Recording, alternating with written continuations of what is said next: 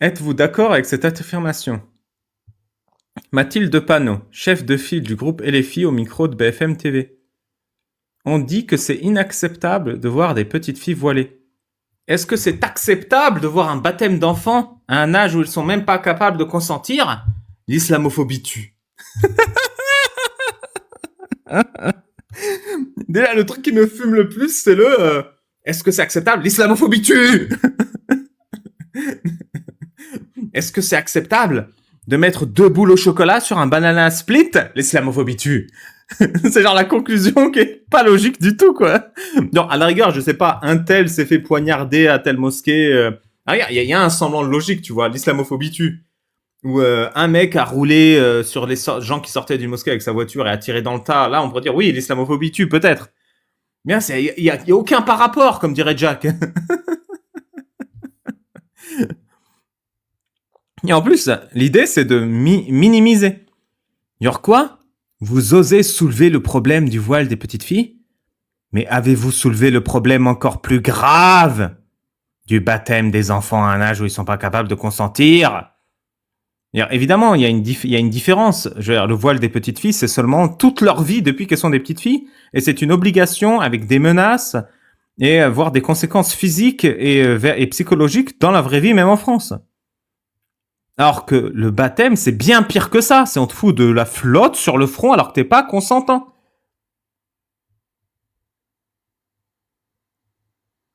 Tiens, elle est une parodie d'elle-même. Je vous jure, j'ai l'impression de lire le Gorafi. Et en plus, ça sous-entend quoi? Ça sous-entend qu'il est inacceptable de baptiser des enfants, parce que c'est islamophobe de baptiser des enfants, mais il est acceptable. Tout ce qui est islamique est acceptable. Genre tout. Genre, toutes les sectes de la Terre, elles ont des problèmes. Le catholicisme, ils ont des problèmes. Le baptême, par exemple, ou comme disait Jean-Luc Mélenchon, les seuls qui respectent rien, c'est les cathos en France. Mais l'islam, c'est la seule religion parfaite. La seule. C'est la seule religion qu'il n'y a pas besoin de remettre en cause parce qu'elle est parfaite. Alors, qu'est-ce que nous a dit Arcelia Soudet?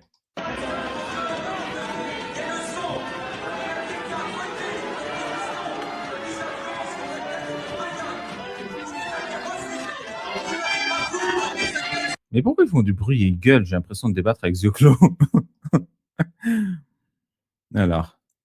Attendez, je vais demander aux députés de la France Insoumise et qui ont eu tout le temps de. Madame Soudet, Madame Soudet, Madame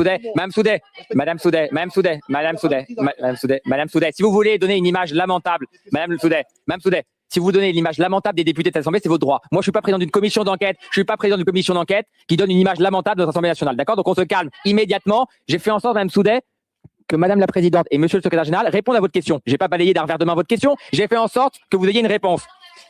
C'est pas une question. C'est une question, ça? C'est une question, ça, Madame Soudet? C'est une question? C'est une question, ça? Vous êtes sérieuse? Allez, on avance.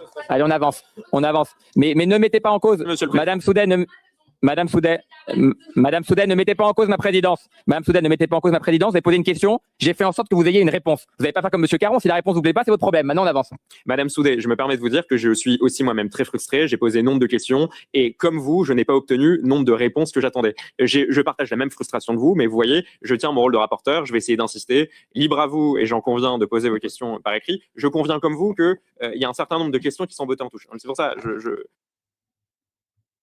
Si vous voulez donner une image lamentable des députés, c'est votre droit, on se calme immédiatement. C'est incroyable, effectivement, c'est lamentable. Bravo à ces gens. Alors, même lui, par exemple, là, il dit, j'ai posé des questions, j'ai pas eu mes réponses, bah voilà, je vais pas faire le bordel à l'Assemblée, c'est...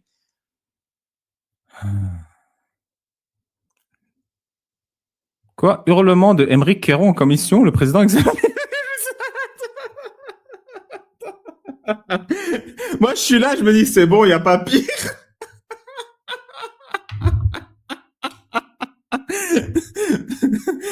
C'est bon, on a tout vu. Mais allez, c'est bon, on passe à autre chose. Et là, il y a quoi? Monsieur Caron, voilà, Monsieur Caron, vous voulez vos réponses. C'est votre point de vue. Vous voulez pas des réponses. Vous voulez votre réponse. Ça marche pas comme ça une commission d'enquête. Vous posez des questions et les personnes auditionnées, Monsieur Caron, vous font des réponses. Si elles ne vous satisfont pas, c'est votre problème. Pardon, Monsieur Caron, c'est votre problème. Vous posez des questions et ils vous font des réponses.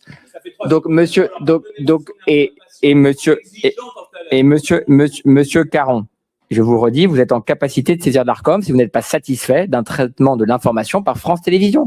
Vous pouvez, continuez de le faire. Monsieur Tardieu, est-ce que vous pouvez maintenant répondre aux questions de madame? Alors, quelle est la question? Alors, terminez, monsieur, terminez. Mais ils ont pas un moyen de virer de l'Assemblée un mec qui bordelise comme ça, là? Oh, Ou genre, pour s'assurer que tout le monde puisse s'exprimer, on n'a pas de force ou quoi? Genre, on peut pas lui dire, d'après le règlement, vous cassez les couilles, sortez d'ici en tant que président? monsieur Tardieu, allez-y. Bon, est-ce qu'on peut se calmer? Mais mute-le! Mute-le! Monsieur Caron. Paf, t'es député! Monsieur Caron, monsieur le rapporteur. On est Monsieur Caron, Monsieur Caron. Putain, il est patient, hein. Je sais que des fois vous me dites, putain, t'es patient, Babal. Bah, je ressens la même chose là, tu vois. Ouais. Monsieur le secrétaire général va vous répondre. Monsieur Caron, monsieur le rapporteur. On est regardé en ce moment par les Français. Donc, est-ce qu'on peut essayer 2 minutes d'avancer dans les discussions? Je comprends que les réponses ne vous satisfassent pas, c'est votre droit, mais on n'a pas c'est pas un lieu de débat ici. Vous posez des questions et France Télévisions vous répond. Si les réponses ne vous satisfont pas, c'est votre problème. Et si ça ne vous satisfait pas, vous saisissez l'Arcom et l'Arcom décidera et vous apportera des réponses. J'ai l'impression que vous comprenez pas. Monsieur le secrétaire général, est-ce que vous pouvez répondre à Monsieur Caron sur sa dernière question? Et ensuite, on va avancer. Je vous remercie, monsieur le secrétaire général. Non, par contre, il a hurlé. Ah, mais hurlement, ouais, il gueulait. Bah, j'imagine, j'étais pas là, mais c'est vrai qu'il gueulait non-stop et qu'il laissait personne parler. Mais oui, il adore bordéliser le truc, c'est incroyable. Mais comment il est choisi, ça, LFI?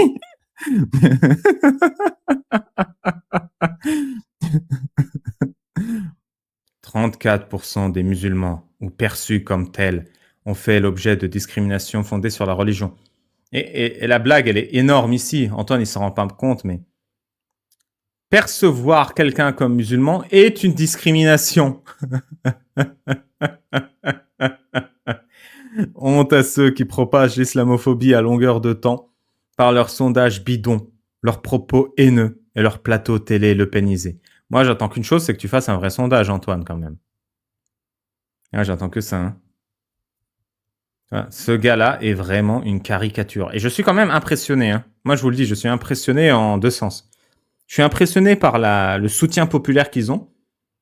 Et en même temps, je suis impressionné par le peu de soutien populaire qu'ils ont. C'est-à-dire qu'ils sont quand même soutenus par des milliers, des dizaines, des centaines de milliers de personnes. Et en même temps, je suis impressionné par l'intelligence du peuple français qui ne leur donne pas plus de crédit que ça. Il n'y a personne qui est dupe. Ils répètent leurs bêtises ad nauseam et personne est dupe. C'est un truc de ouf. Moi, je serais mal à leur place, hein, ces gens-là. Et Roro lui répond « Est-ce que c'est islamophobe de dire que l'islam est une religion de merde qui insulte tout le monde ?» Donc vous avez dans le Coran « Les mécréants ressemblent à du bétail auquel on crie et qui entend seulement appel et voix confus. Sourds, muets, aveugles, ils ne raisonnent point. » Donc déjà, Allah compare les mécréants du bétail. Et en plus, Allah utilise le handicap comme une insulte. Sourd, muet et aveugle, c'est un handicap, c'est pas une insulte. Donc, à la rigueur, qu'un clochard humain comme vous et moi utilise le handicap comme une insulte, bon, on est des clodos, c'est pas grave. Mais que le créateur de l'univers ne soit pas conscient de ce validisme, c'est grave. Les pires bêtes auprès de Dieu, ce sont ceux qui ont été infidèles dans le passé et qui ne croient donc point actuellement. Donc, encore une fois, Allah animalise les gens et les musulmans, mais ils valident ça. La députée européenne Rima Hassan, récemment élue l'une des 28 personnalités les plus influentes d'Europe selon le dernier classement Politico, tweet aujourd'hui au sujet d'une affaire ancienne à Grenoble dont le mobile islamophobe n'a pas été avéré. La police évoque l'hypothèse d'une vengeance sur fond de contentieux familial. La sœur de la victime déclare « Ma sœur est musulmane, elle est voilée, mais rien n'indique que c'est à cause de cela qu'elle a été agressée dans la rue. » Pourquoi? Parce que Rima Hassan a écrit horreur berger. Alors, c'est une technique, hein. Une technique pour décrédibiliser son adversaire, c'est de modifier son nom. Allah et Mohammed faisaient ça tout le temps. C'est pour ça que vous avez Abu Lahab, donc le père flamme. Vous avez Abu Jahl, le père stupide. Donc, ce sont des noms que Allah donne à des êtres humains pour se foutre de leur gueule. Donc, c'est une technique. C'est pour ça que les musulmans, quand ils montent, ils font Ali Blabla, Ali Trou de Balle, Ali, etc. Parce que Allah le fait. Donc, c'est une vertu. Donc, elle dit horreur berger, c'est ton bilan, horreur berger, l'islamophobie d'État. Alerte info, les femmes musulmanes sont de plus en plus agressées en France. Et du coup, pourquoi c'est une alerte info et pourquoi ils mettent de plus en plus? C'est parce qu'il y a eu un cas et que ce cas n'est même pas lié au fait qu'elle est musulmane. Donc pour eux, de plus en plus, c'est passé de 0 à 1, mais eux-mêmes, le 1, on n'est pas sûr. Et pourquoi ils font ça? Parce que l'objectif, c'est de se victimiser à outrance. C'est de devenir la victime jusqu'à être majoritaire.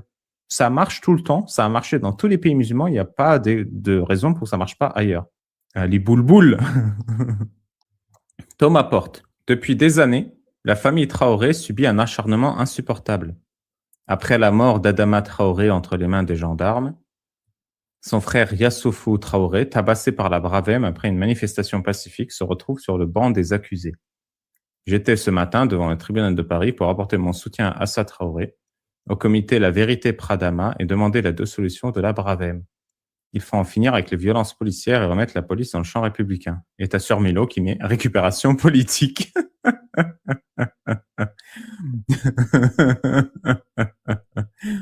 C'est vraiment un idiot utile, ça. Et du coup, on a Adama Traoré avait passé plusieurs mois en prison pour trafic de drogue, accusé de V par un co-détenu. Yacouba Traoré, un de ses frères, condamné à 18 mois de prison ferme pour coups et blessures volontaires, 3 ans de prison ferme pour l'incendie d'un bus. Non mais les gars, à la rigueur, je veux dire, à la rigueur, t'as, je sais pas, 15 ans, 16 ans, t'es dans le ghetto français, trafic, tu vois, je veux bien l'entendre. Coups et blessures, pareil, dans le milieu de la drogue, genre, je veux bien l'entendre, tu vois, t'as vraiment aucune perspective sur la vie, t'es ignorant, t'es jeune, genre, à la rigueur, tu vois. Mais V d'un co-détenu et genre, incendie d'un bus, c'est ça qui me fait le plus, c'est, comment tu peux, genre, incendier un bus par erreur, tu vois.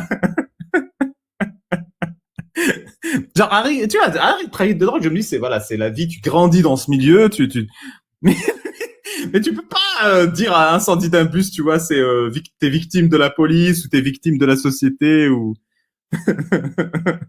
Samba Traoré, autre frère, condamné à 4 ans de prison pour violence avec arme. Bagui Traoré, autre frère, condamné à 30 mois pour extorsion sur personnes vulnérables, condamné à 6 mois de prison ferme pour outrage et violence, 1 an de prison pour trafic de drogue, mis en examen pour tentative d'assassinat. Youssouf Traoré, condamné à 3 mois de prison ferme pour outrage et menace de haine, condamné à 2 ans et demi de prison pour trafic. Seren Traoré, autre frère, condamné à 4 mois de prison ferme pour outrage. Il y en a pas un qui est normal dans la famille? Chekne Traoré, autre frère, 120 jours amende pour avoir tenté de faire entrer de la D en prison. Mais non, mais c'est une mafia. Je suis désolé, c'est une famille mafieuse à ce moment-là. Non, en plus, je veux le dire. C'est une famille qui est mafieuse, qui est dans le trafic.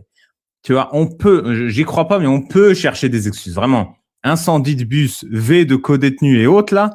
Genre, ils ont tous fait un truc qui est hors le système m'a poussé, tu vois.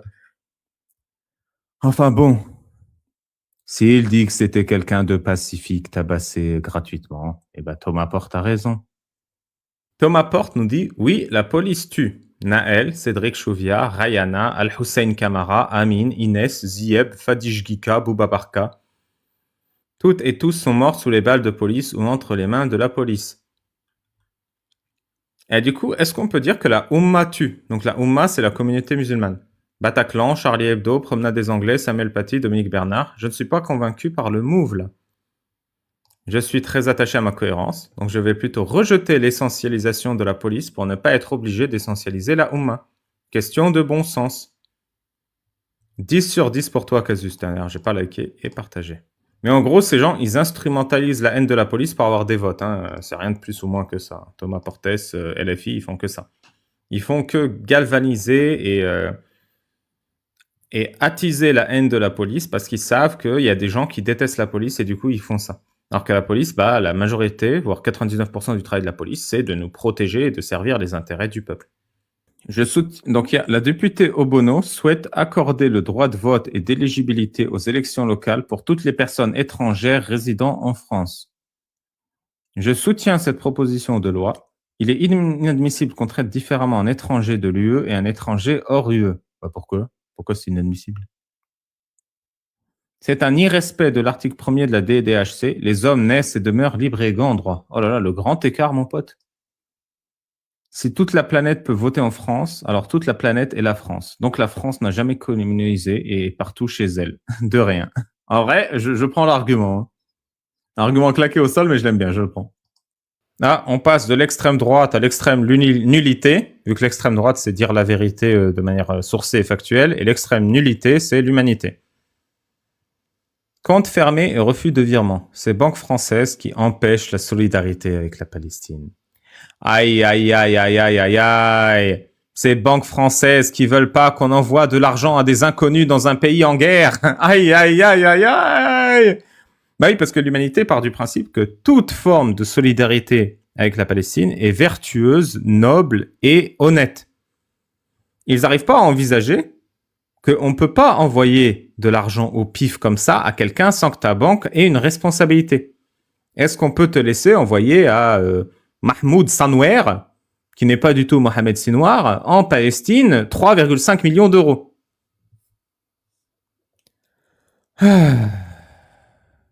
Enfin bon, je suis sûr qu'ils ont raison. Je vais pas lire l'article parce que je suis un débilos. Est-ce que je le lis quand même? Ça se trouve, ils ont raison. Les banques continuent d'alimenter sans vergogne la colonisation israélienne. Aïe, aïe, aïe, aïe. C'est qui l'a écrit? Emilien Ourbache. Pas mal le béret. J'aime bien. Depuis 2024, plusieurs témoignages indiquent que des plateformes de collecte comme GoFundMe ont par ailleurs bloqué des millions d'euros destinés aux civils palestiniens. Évidemment que c'est aux civils palestiniens, il n'y a personne d'autre.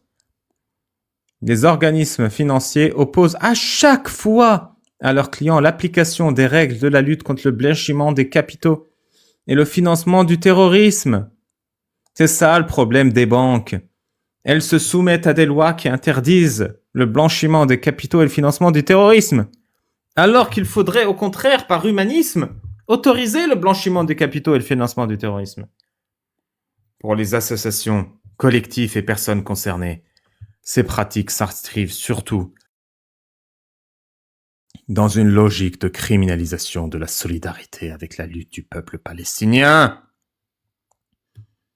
Les témoignages étaient déjà nombreux, fin 2024, provenant notamment de clients de la Banque Postale et de la Caisse d'épargne, qui auraient subi le blocage de plusieurs transferts d'argent vers la Cisjordanie et Gaza. Sollicités par l'humanité, les deux banques n'ont pas souhaité répondre. L'association France-Palestine Solidarité le confirme. Ce qui se passait il y a quelques années ne passe plus. Chaque envoi doit désormais être adossé à une convention détaillée avec budget et objectifs. Aïe, aïe, aïe, aïe, aïe, c'est ça le problème, c'est que maintenant on nous soumet aux mêmes règles que tout le monde. On peut plus blanchir de l'argent honnêtement. Il faut maintenant qu'on explique à quoi sert l'argent qu'on envoie à des inconnus dans un pays inconnu en guerre. Aïe, aïe, aïe, aïe, aïe. Il faut en plus qu'on justifie que cet argent n'est pas utilisé par le terrorisme, par une fabrique à terroristes. Mais c'est n'importe quoi, mais où va le monde? C'était quand même beaucoup mieux avant. Ce qui se passait il y a quelques années ne se passe plus. Ah, je te jure, leur intégrité intellectuelle les honore. Alors, on va écouter ce que nous dit Jean-Luc Mélenchon. Ici, il faut que je présente des excuses parce que je me suis fait avoir. Le texte, entre guillemets, n'est pas le texte exact. Et d'ailleurs, je suis assez triste parce que sur Mulot, j'avais une grande confiance et j'appréciais beaucoup leur travail. Et là, ils ont modifié le texte pour convenir. Alors, on va écouter. Ça veut pas dire que ce que dit Mélenchon est bien, mais ils ont menti ici et je vais vous montrer pourquoi. Et du coup, moi, j'avais retweeté et j'ai supprimé. Qui est fait. Je plaide Nouvelle-France. J'ai pris les devants. Le concept de Nouvelle-France ne contient pas que la question de l'immigration, il beaucoup d'autres choses. Parce que je suis marxiste, il y a donc une réalité en soi de la Nouvelle-France et une réalité pour soi. Mais ce problème est posé et il faut attendre, il faut travailler patiemment jusqu'au moment où on pourra dire, écoutez, nous, comme a fait Madame Mélanie, elle a dit, nous, elle était contre les Arabes et les immigrés, jusqu'au jour où elle est devenue Premier ministre, elle a dit, mais il m'en faut 500 000. Parce que ici, il n'y a plus les gens pour bosser. Donc la question qui se posera à ce moment-là, de toute façon, ça se fera, qu'il le veuille ou non. D'ailleurs, ça se fait déjà. Ça va être plutôt de se demander comment on fait un peuple et pas une addition de ghetto. Alors, voilà. Et la vieille France, c'est, j'ai du mal à l'appeler vieille France parce que elle a même plus ses arbres. Tu sais, moi, je fais partie de gens qui sont capables, quand ils se baladent en bagnole, de te dire ici, c'est la vieille agriculture ou la nouvelle, à la forme qu'ont les arbres. Bon, bah, les arbres, ils ont été abattus, et tout ça. En fait, tu connais tout ça. Donc, on va avoir ce débat. Et puis, on portera notre position, qui n'est pas une position, no border, les frontières n'existent pas et tout ça, parce que ça, c'est pas possible. Mais, pour plein de raisons. Mais en tout cas, où on va pas dire aux gens, mourrez dans la Méditerranée. Moi, je préfère qu'ils soient vivants et qu'ils viennent ici avec nous, épouser nos filles et nos gars, et que, bon, nos familles prospèrent. Bon, moi, aujourd'hui, on a établi la statistique, hein, un Français sur 4, dans ma jeunesse, c'était 1 sur 10, un grand-père étranger, tu t'imagines. Donc, l'autre a dit qu'il y avait un risque de submersion migratoire. Ouais, et donc, il a dit, venez ici épouser nos filles et nos gars. Et là, il dit, je préfère qu'ils viennent épouser nos filles. Et moi, je trouve ça dégueulasse parce que vous savez, épouser nos filles, je sais très bien ce que c'est. Ça fait de la fille un objet qui appartient à un homme et l'homme l'a fait épouser un autre. Et en plus, ça sous-entend que qu'il y a que des hommes qui traversent la Méditerranée pour épouser nos filles. Donc, ça joue sur ton idée de les filles françaises sont des réceptacles à foutre pour les migrants. Mais en fait, c'est pas ça. Il a dit qu'ils viennent épouser nos filles et nos gars. Donc, l'idée, c'était, je préfère qu'ils viennent ici fonder des familles avec nous que de créer dans la Méditerranée. Après, on peut discuter ça, hein, il y a 1000 opinions là-dessus. Mais voilà comment la manipulation s'est faite et j'ai pas aimé du tout. Mais écoute, tout le monde se fait avoir. Hein. Je me suis fait avoir, tout le monde se fait avoir parce qu'on n'a pas écouté parce que ça a duré 3 minutes. Sexisme à notre âge, patriarcat brut, vision propriétaire. Et là-dedans, que disent les féministes? Tout le monde s'est fait avoir, même moi. Attaque islamophobe. Une infirmière licenciée à la Pitié-Salpêtrière pour avoir porté un calot. Une décision qui révèle la politique islamophobe des hôpitaux. C'est ultra important et je l'ai pris ça pour vous. On s'en fout hein, du fait divers, du procès, ce qui s'est passé. Ah ouais, vous voyez, elle a pris un procès, certainement légitime, hein, pour avoir pas suivi le règlement et du coup on l'a licenciée. Et à mon avis, ce qui se passait, c'est qu'elle portait le calot alors qu'elle n'avait pas à le porter ou qu'elle le portait pas alors qu'il fallait le porter, j'en sais rien. Et du coup, on s'est dit faute professionnelle et on l'a virée. Ça se trouve, elle est dans son droit, hein, j'en sais rien. Mais ce qui est important, c'est ça. Attaque islamophobe. Voilà, c'est de dire que tous ceux qui se opposent, même de près ou de loin, à l'islam, parce que là, on sait même pas que c'est une infirmière musulmane, hein, c'est marqué nulle part. Elle a porté le calot, donc ça se trouve, c'est faute professionnelle d'une infirmière bulgare, hein, ou tchèque, ou islandaise, ou canadienne, ou d'une autre confession, on sait pas. Mais tout ce qui s'apparente de près ou de loin à l'islam devient une attaque islamophobe. Donc attaque, ça fait physique. Et attaque islamophobe, on s'imagine, c'est un assassinat, un coup de couteau, un meurtre. Non, non, non, non. Tout ce qui même suggérerait l'idée qu'on s'oppose à l'islam, c'est une attaque. Et ça me fait penser à ce mec-là, ce coraniste Jésus musulman, qui a fait un live où, en fait, il y a un récit où Mohamed, il va en guerre. Comme c'est un chef de guerre ultra prudent et qui sait qu'il peut se faire assassiner, il s'éloigne de son armée et va faire la sieste sous un arbre. Il accroche son épée sur la branche. Et là, il y a un homme qui vient, qui prend l'épée et qui dit Mohamed, je vais te tuer. Parce que, évidemment, comme un vrai méchant, il réveille Mohamed pour lui montrer qu'il va l'éliminer. Et là, il dit qui pourrait te protéger de moi qui pourrait te protéger de moi? Parce que le méchant, il est vraiment méchant, il fait un discours avant d'assassiner. Et là, Mohamed, il fait Allah, personne ne peut me protéger de toi à part Allah. Et là, l'épée tombe des mains du mécréant et revient dans la main de Mohamed et qui fait alors, qui pourrait te protéger? Et le mécréant, il fait Mohamed, je jure de ne plus jamais te combattre et de ne plus jamais être du côté de ceux qui te combattent. Et Mohamed l'a laissé partir. Et après, les musulmans, ils arrivent et Mohamed, il raconte ouais, ben mec, c'est marrant que personne n'a vu, mais il dit voilà, l'épée s'est envolée dans ma main par la grâce d'Allah. Et en fait, Jésus musulman, le coraniste, il dit vous voyez comment cet islamophobe a voulu assassiner le prophète, mais le prophète a eu un comportement exemplaire et il l'a laissé partir. Alors que dans la vérité, ce qui s'est passé, c'est que Mohamed il a inventé cette histoire parce qu'il était loin et que personne ne le voyait. Et du coup, ce que Jésus musulman fait, c'est exactement ce que vous voyez là. Un islamophobe, c'est quelqu'un qui va essayer d'assassiner un musulman. Et ensuite, il nous qualifie d'islamophobes. Il dit, vous voyez ces islamophobes comme Bébert, comme Jacques le Fou, comme Ali Babal, comme... Parce qu'il veut faire, oui, c'est le mytho du lycée. Il veut faire comme si tous les gens qui critiquent l'islam sont des islamophobes et tous ceux qui sont islamophobes sont des assassins en puissance. C'est ça qu'il essaye de créer. C'est pareil, c'est pour ça qu'il utilise le terme islamophobe. Révolution permanente. L'organisation et l'info du bon côté de la barricade. Ah bah, j'irai pas jusque-là, mais pourquoi pas. Urgent! Je sais pas pourquoi c'est urgent. À rigueur, un flash, un scoop ou news, mais urgent. Bruno Retailleau affirme que 40 à 45% des personnes en centre de détention administrative sont des Algériens. Ça prouve que la France est raciste quand même.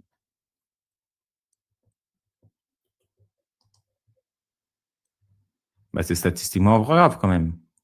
Si seulement Bruno Retailleau avait été ministre de l'Intérieur. Zéro surprise, les Algériens le savent bien, mais ils font semblant de l'ignorer. Le taux d'incarcération des Algériens est 7 fois plus élevé que celui des Français. Nombre de ressortissants écroués pour 1000 ressortissants résidant en France par nationalité au 1er janvier 2023. C'est chaud quand même. J'espère que ça changera. Il faut arrêter l'immigration et supprimer les accords de 68. Effectivement, puis ça a été voté, il faut pousser Macron à les publier. Retailleau n'est plus ministre, sa parole sert à rien. Ok.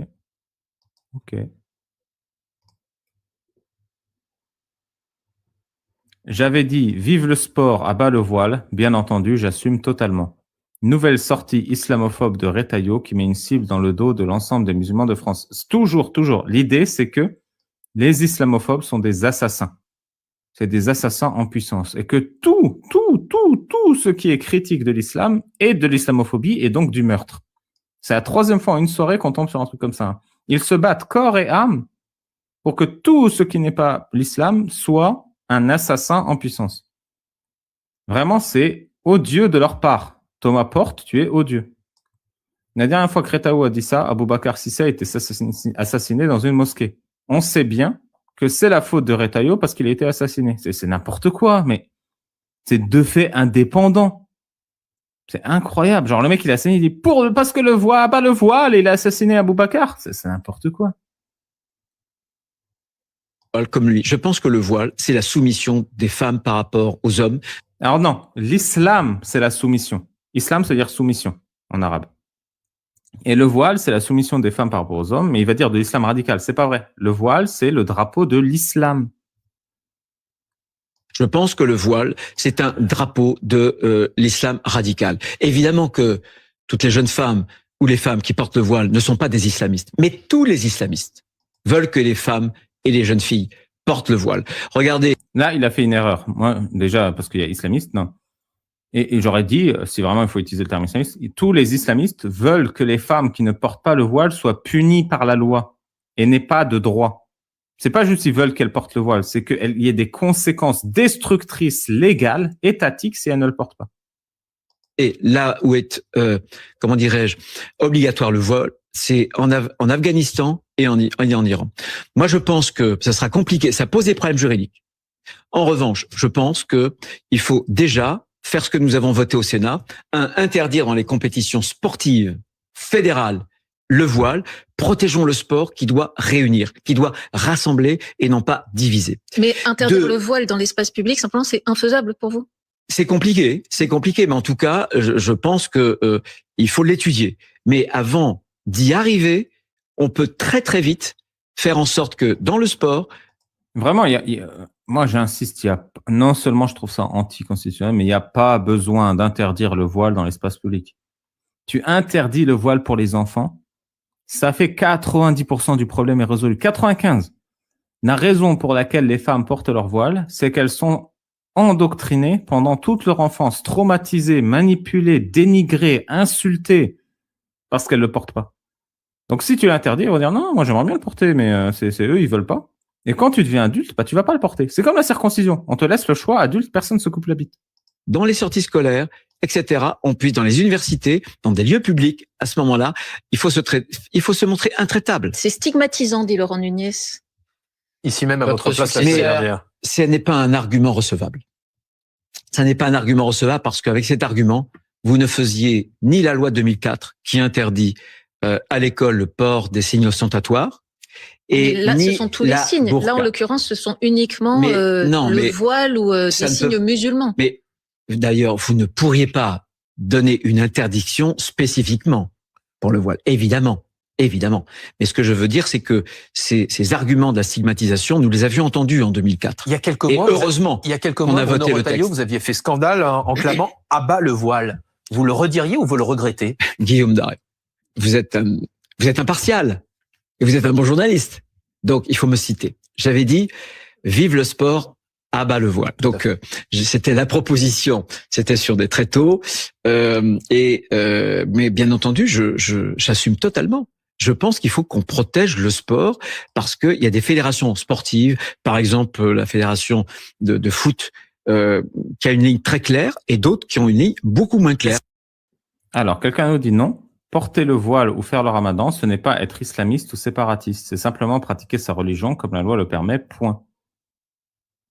C'est un bon argument, mais je pense pas que c'est le fond du problème. Le voile, c'est pas l'idée d'être islamiste et séparatiste. Le voile, c'est l'idée de normaliser qu'une femme musulmane n'a pas la possession de son corps, n'a pas le droit d'utiliser de son corps comme l'espace public comme elle le souhaite, n'a pas le droit d'être belle en public. Et ça, c'est humiliant, dégradant, abrutissant. Si la pratique de la religion est humiliante, dégradante et abrutissante, je pense que nous avons une responsabilité pour combattre ça. Et le voile n'est pas un objet isolé, il fait partie d'un tout. Avec le voile, tu as l'idéologie que les femmes non voilées sont impudiques, que sont des tympes, qu'il ne faut pas les fréquenter, qu'elles couchent à gauche, à droite. C'est que je trouve que le débat politique sur la question de l'islamisme, je trouve qu'il est mal posé, qu'on amalgame tout, que récemment on a eu un rapport de sénateurs LR sur ce sujet-là qui proposait tout simplement d'interdire le voile aux mineurs, d'interdire la pratique du ramadan aux mineurs, etc. Et il faut faire très attention quand on parle de ce sujet parce qu'on est en train d'amalgamer tout, islamisme, la pratique musulmane avec du séparatisme, de la radicalité. Oui, c'est un piège à con. Il n'y a pas d'amalgame. L'islam, c'est l'islam. Il n'y a pas d'islamisme, il n'y a pas de séparatisme. Etc. Il est quand même très important de dire que porter le voile en France, faire le ramadan, bref, être musulman pratiquant, ce n'est pas être un islamiste, ce n'est pas être un séparatiste comme on peut entendre. Et ce serait bien aussi que dans ce débat, on ait un peu plus de rationalité. C'est que je trouve que le débat politique sur la question de l'islamisme... Et ça, c'est vraiment être un idiot utile que tu disais le terme islamiste, parce que ça permet à des gens comme ce monsieur de faire une séparation et donc de pas responsabiliser les gens.